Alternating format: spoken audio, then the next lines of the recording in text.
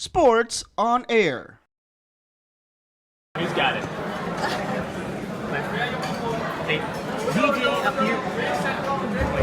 DJ a few years ago, you were just here promoting another promotion, but now you're going to be fighting here in the Philippines. Talk about that, finally fighting here in the Philippines. Yeah, it's awesome. I remember being back here, I think it was about 2014, promoting another promotion. When I came out here, I was staying at City of Dreams. I think it was the Hyatt part of the hotel.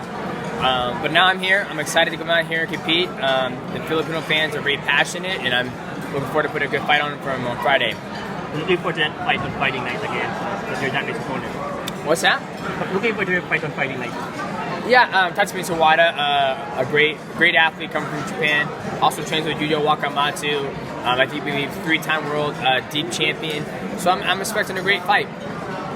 DJ, have you seen the fight between Wada and Gustavo, and do you agree with the decision? Yeah, I saw the fight against Wada and Gustavo. At the end of the day, he took a different route that I would have taken to get the victory against Bullard. You know what I mean? Bullard did a great job trying to cross the distance. Him being, the shorter athlete out of the two. At the end of the day, he was pushing forward, trying to make the fight happen, and Wada was avoiding the fight. So I can see how some people would have gave the fight to Bullard because he was running away from the fight.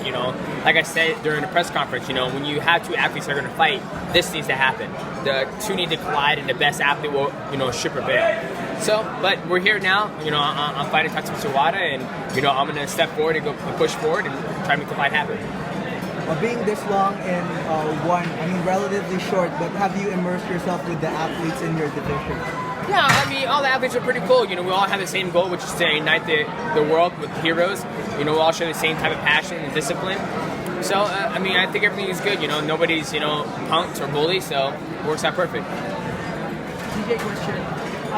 In this one flight Grand Prix, of course, you as a fighter, I'm sure you're also scouting your possible opponents. I know that you're not the type who would look past Tatsumi Tsuwara, but I would also would like to ask you about the other side of the problem, which is Kingan versus Chris McLaren. Yeah, how do you see that fight going? It's going to be a tough fight between both those guys. Obviously, Danny Kingdad's more of a stand-up athlete, to where Reese McLaren is more well-rounded, but he likes the ground a little better. So I think it's going to be a great fight for both those guys, and I'll be watching closely.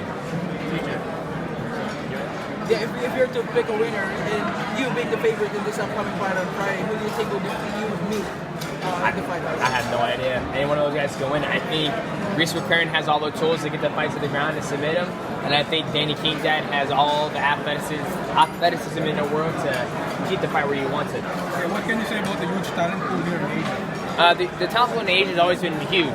Obviously, you have Team Lukai, you have over in Japan, you also have, the Muay Thai guys. The talent pool is fantastic. DJ, you've been part of some huge shows and press conferences. How does this atmosphere compare to those? Pretty big. This press conference is on a whole different level. Typically, you have the bigger North American media over there covering the sports because it's in North America, but over here, this was absolutely probably one of the biggest. DJ question.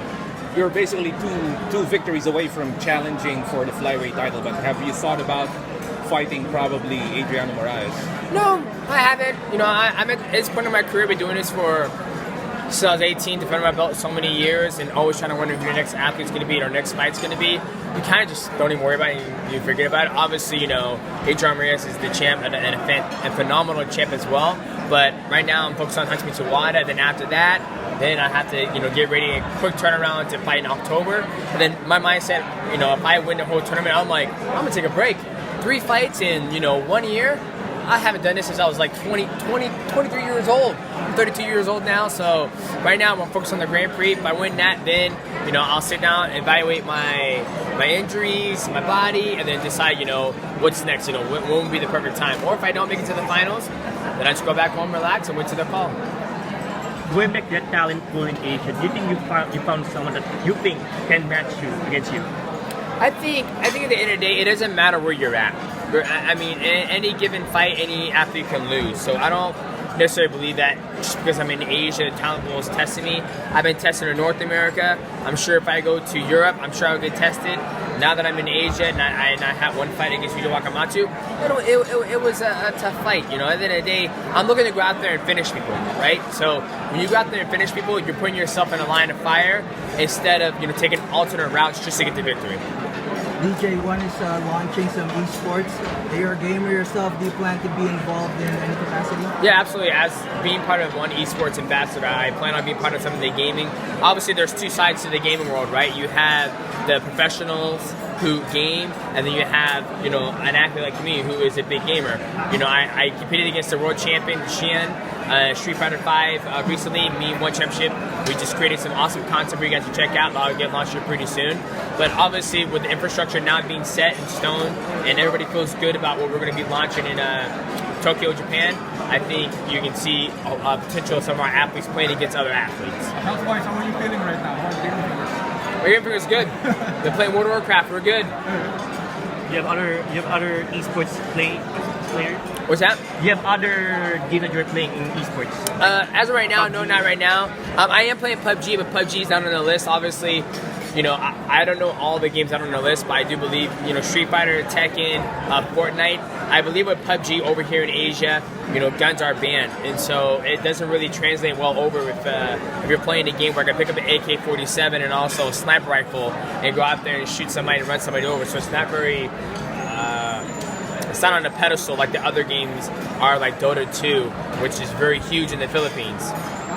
Last question, anyone? I think you're good. Thank you, guys. Oh, Thank DJ. That's it. Thank you for watching. Click the subscribe button and ring the bell to be notified with our latest videos.